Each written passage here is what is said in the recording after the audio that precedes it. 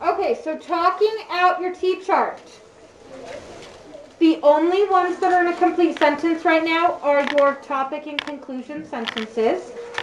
You have to put your big ideas and your supporting details in a complete sentence. So, who are some African American leaders? Now I use my transition word and my first yellow. First of all, Martin Luther King was an African American leader. He worked really hard to make sure all people were treated fairly. He's very famous for his speech that he gave at the Lincoln Memorial. So I just combined those two things into one sentence, okay? He said he's very famous for his speech he gave at the Lincoln Memorial. All right, now moving on.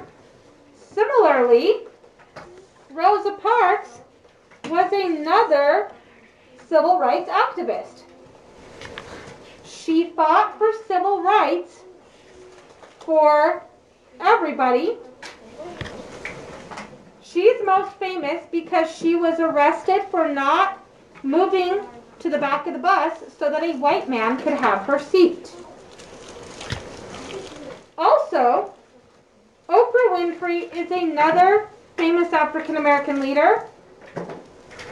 She was a talk show host and an actor for a very long time.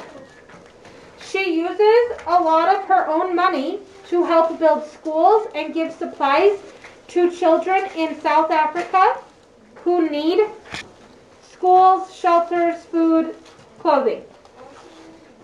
To conclude, African American leaders are an important part of our history for a plethora of reasons.